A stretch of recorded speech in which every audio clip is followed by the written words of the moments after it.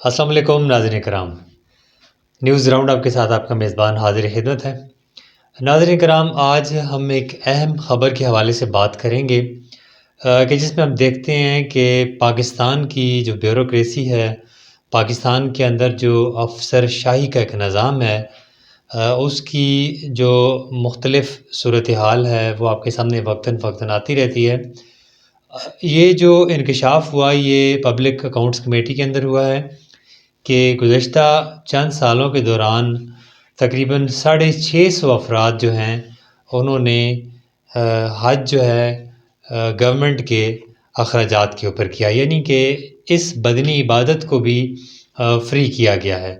یہ جو حیران کن انکشاف ہے یہ آج پبلکس اکاؤنٹس کمیٹی جو ہے اس کے اجلاس کے دوران، چونکہ ہم دیکھتے ہیں کہ منسٹری آف ریلیجس افیئرز جو ہے اس کا آج آڈٹ تھا اور آج اس کا دن تھا، اس کے آڈٹ پیراز کے دوران یہ بات سامنے آئی ہے، اور چیئرمین پبلک اکاؤنٹس کمیٹی جو ہیں نور عالم خان، انہوں نے کمیٹی سے، انہوں نے وزارت سے پچھلے 3 سالوں کے دوران جن لوگوں نے حکومت کے خرچے پہ حج کیا، فری حج کیا، خاص طور پر حج کے جو معاونین ہیں اور خدام حجاج کے جو خدام ہوا کرتے ہیں، وہاں پر جو خدمات انجام دیتے ہیں، ان کی تفصیلات انہوں نے طلب کر لی ہیں۔ ہم دیکھتے ہیں کہ حج ٹور آپریٹرز ہوں یا فری حج کرنے والے ہوں، پاکستان میں گزشتہ ادوار میں بھی یہ اس طرح کی صورتحال سامنے آتی رہی ہے اور اس طرح کی کرپشن سامنے آتی رہی ہے کہ حج جیسی عبادت جو ہے وہ بھی کرپشن سے اور وہ بھی بدعنوانی سے جو ہے محفوظ نہیں ہے۔ ہم دیکھتے ہیں کہ ایک سابق وزیر بھی ہو گزرے ہیں جنہوں نے جو بہت عرصہ جنہیں جیل کاٹنی پڑی اور بہت ساری صورتحال ان کی ایسی سامنے آئی کرپشن کی، اور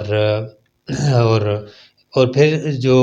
عام عوام ہیں، جو حجاج ہیں، جو پاکستان سے حج کرنے جاتے ہیں، اپنے پیسوں پہ حج کرنے جاتے ہیں، ان کے لیے ایک مہنگا ترین حج جو ہے وہ حکومت تیار کرتی ہے۔ یہ صورتحال بھی کیوں سامنے آتی ہے؟ چونکہ حج ٹور آپریٹرز اور یہ ساری جو ایک مافیا ایک سسٹم ہے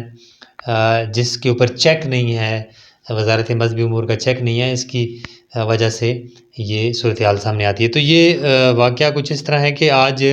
آڈیٹر جنرل آف پاکستان نے اپنی رپورٹ میں یہ انکشاف کیا کہ تقریباً 664 جو لوگ ہیں گزشتہ چند سالوں میں جنہوں نے فری آف کاسٹ حج کیا۔ تو یہ کیا اس کے لیے کیا ایس او پی ہے، اس کے لیے کیا طریقہ کار ہے کہ جس کے تحت ان لوگوں نے فری حج کیا؟ اس حوالے سے پبلک اکاؤنٹس کمیٹی جو ہے اس نے برہمی کا اظہار کیا اور اس نے ایک رپورٹ طلب کی ہے منسٹری سے کہ وہ بتائیں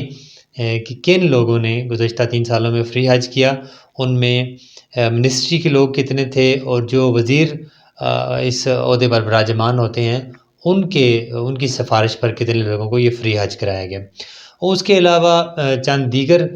جو موضوعات تھے جو حج سے ریلیٹڈ تھے وہ بھی زیر بحث آئے۔ ان میں مکہ اور مدینہ کے اندر جو چند عمارات ہیں جہاں پہ یہ ہمارے حجاج کرام جا کر اسٹے کرتے ہیں، اور بعض جو کہ منسٹری نے جو اس پہ اپنا بیان دیا کہ نواب آف کالا باغ کی طرف سے ایک بلڈنگ جو عطیہ کی گئی تھی، اور ابھی ہم دیکھتے ہیں کہ وہ بلڈنگ اس پر کچھ کیسز بنے اور پھر اس بلڈنگ کو حکومت نے اپنی تحویل میں لے لیا۔ اسی طرح دیگر جو وہاں پہ ہماری بلڈنگز ہیں انہیں بھی سعودی گورنمنٹ جو ہے وہ اپنی تحویل میں لے رہی ہے۔ اس حوالے سے چیئرمین پبلک اکاؤنٹس کمیٹی نے برہمی کا اظہار کیا، اور انہوں نے چونکہ منسٹری جو اس میں ذمہ دار منسٹری ہے، کیونکہ ہم دیکھتے ہیں کہ کسی بھی ملک میں جو وہاں پر تعینات سفیر ہوا کرتا ہے وہ وہاں پہ ایک نگہبان ہوتا ہے، ایک پروٹیکٹر ہوتا ہے اس ملک میں جو ہمارے اثاثے ہوتے ہیں ان کا، مطلب جو بلڈنگز ہوتی ہیں، جو چانسریز ہوتی ہیں، جو ان کا جو ذمہ داری ہے وہ ہماری وزارت جو خارجہ ہے اس کا ذمہ داری ہوتی ہے۔ تو وزارت خارجہ کو بھی آج طلب کیا گیا تھا آج کے پبلک اکاؤنٹس کمیٹی کے اجلاس میں، لیکن ہم دیکھتے ہیں کہ وزارت خارجہ کی طرف سے جو کنسرنڈ آفیسر تھے وہ وہاں پر نہیں تھے، اس پر برہمی کا اظہار کیا، اور نیکسٹ جو میٹنگ ہے اس میں کال کیا گیا ہے کہ کہا گیا ہے کہ ضرور وہ حاضر ہوں، چونکہ چیئرمین پبلک اکاؤنٹس کمیٹی کی طرف سے کہنا تھا کہ میں آپ کو گپ شپ کے لیے میں نے یہاں مدعو نہیں کیا، میں نے ایک خاص وجہ ہے، ایک مینڈیٹ ہے پبلک اکاؤنٹس کمیٹی کا جو ہمارے افسر شاہی کا نظام ہے اس میں سے کسی بیوروکریٹ کو طلب کر سکتی ہے، جس کے بارے میں بدعنوانی یا کرپشن کی رپورٹ پبلک اکاؤنٹس کمیٹی کے سامنے آتی ہے۔ تو مزید بھی اس طرح کی رپورٹس لے کر حاضر خدمت ہوتے رہیں گے۔ اب تک کے لیے اتنا ہی، اللہ نگہبان۔